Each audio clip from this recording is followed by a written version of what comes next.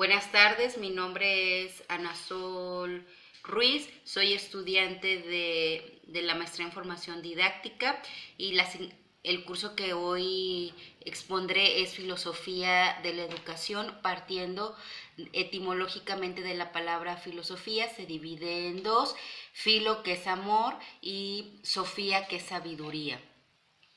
Todo inicia en Grecia en el siglo VII antes de Cristo, en donde había dos grupos de personas que eran muy destacados. Estaba la parte de los sabios, que eran las personas que tenían todo el conocimiento, ellos sabían todo. Y por otro lado estaban los pensadores. Pitágoras fue el que introdujo la palabra filósofos. Entonces, estas personas filósofas o pensadores fueron aquellas personas que pues se ocupaban de buscar esta verdad, ¿sí? Con ese conocer. Siempre buscaban dar sentido a lo que ellos sabían. ¿Sí? Y bueno, dentro de los filósofos importantes que destacaron en ese momento fue Tales de Mileto, Anaxímenes, Anaximandro. Esos tres presocráticos pues tuvieron una importante figura dentro de la filosofía en aquel tiempo. Entonces ellos decían que un filósofo es aquel que pretendía entender y explicar el todo, ¿sí? Todo les preocupaba, desde la naturaleza, el cosmos, el hombre, lo material y lo no material, para llegar hacia una verdad, ¿sí? Ellos lo que querían dar sentido a ese conocimiento. Posteriormente llega el filósofo Karl Jasper, en donde él explica cómo se puede entender esta parte del origen de la filosofía.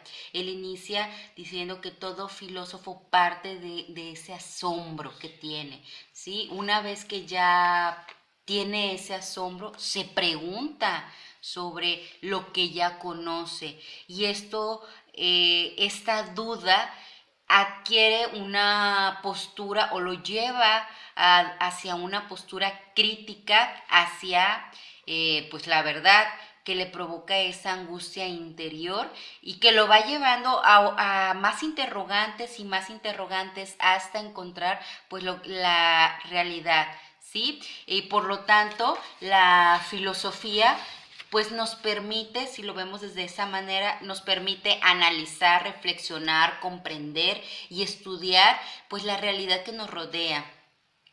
Entonces, como bien lo vemos, pues la filosofía está en todas las ciencias.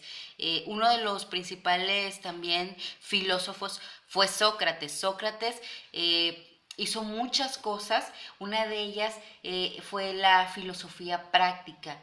Él lo que hacía era reunir a las personas que quisieran aprender algo, tener un conocimiento a través del diálogo. Entonces, él estimulaba a esos oyentes hacia un examen de conciencia sobre el bien y el mal, ¿sí? A través de preguntas, que ahora lo conocemos como la mayéutica, que es el arte de ayudar a dar luz a esas ideas, ¿sí? Y él lo hacía a través de dos métodos, de la ironía y de la refutación.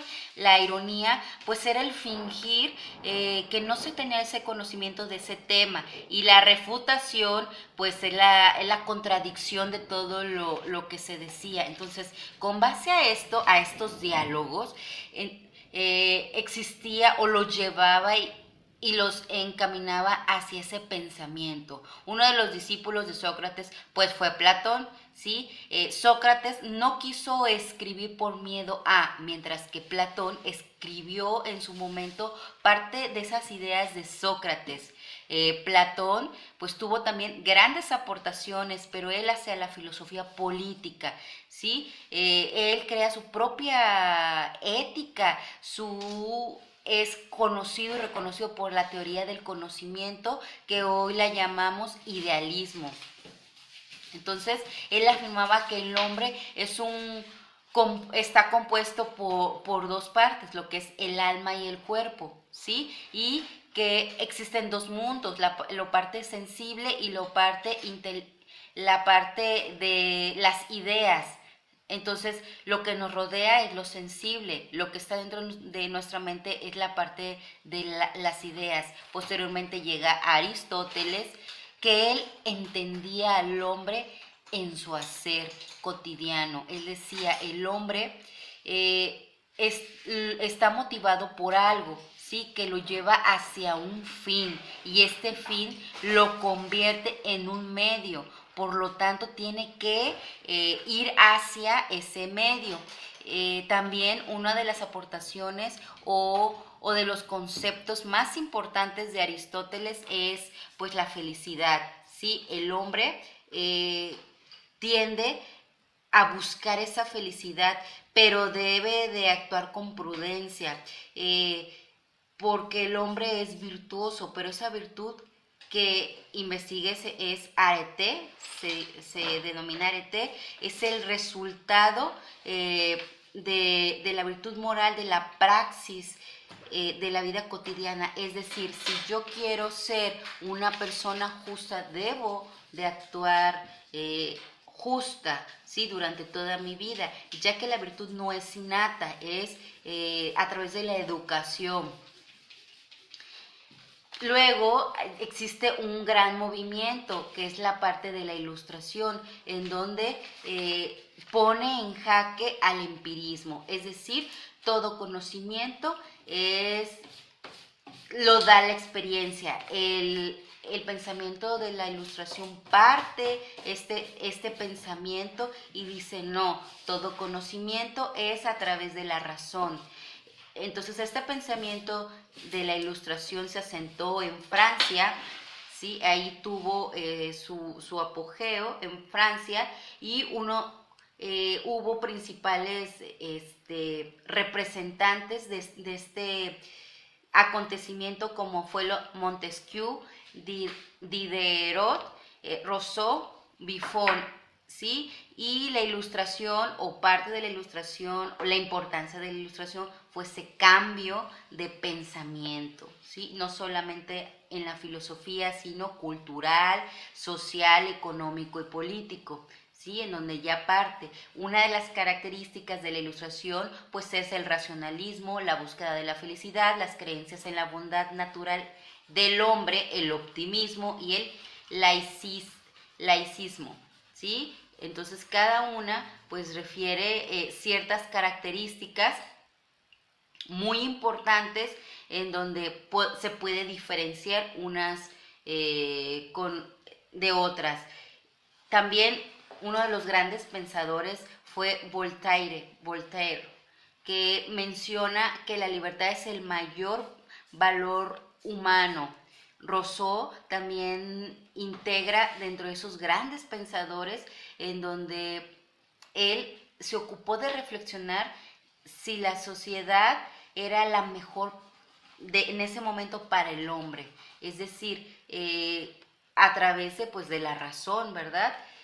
Uno de las ideas de Rousseau que a mí me impactó fue cuando escribe, el libro de Emilio, ¿no? Donde enseña a las madres de familia cómo educar, porque ahí entra parte de la pedagogía, ¿no? También dice que el niño nace bueno, nace solidario, nace también con buenos sentimientos, pero es la misma sociedad que lo empuja a actuar, a un mal actuar, ¿sí? Y entonces que la naturaleza del hombre es así buena, pero conforme pasa el tiempo, pues vamos cambiando tanto de pensamiento como de actitud. Algo que leí fue, dentro de estos pensadores que también han tenido mucho impacto, fue Descartes, que él aporta el método cartesiano, y Kant, ¿verdad?, que fue un filósofo alemán y que es nombrado mucho en la parte de la filosofía, de la pedagogía, que él explica que hubiera permitido que la humanidad dejara de razonar como niños y aprendiera a razonar la capacidad reflexiva, ¿sí?, de las cosas. Él siempre decía, dejen a los niños reflexionar, no pongan palabras, no pongan acciones del niño, porque el niño entonces no va a crecer, ¿sí? También Montesquieu, como ya lo había mencionado antes, bueno, él habla que el gobierno se divide en tres poderes: el poder ejecutivo, que es el encargado de dirigir, el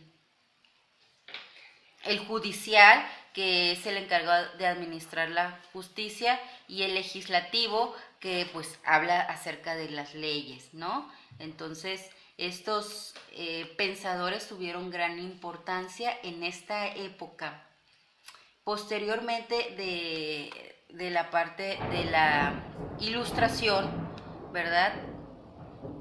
Dentro de lo que leí acerca de la filosofía de la educación, bueno, pues se caracteriza por ser la rama de la filosofía que trata de la reflexión sobre los procesos educativos vividos por el hombre, los sistemas educativos y la sistematización sobre los métodos de enseñanza aplicados en clase y otros temas relacionados con la pedagogía. Su ámbito principal es de entender la relación entre el fenómeno educativo y cómo influye en el funcionamiento de la sociedad. Sí, entonces la filosofía de la educación es su objetivo.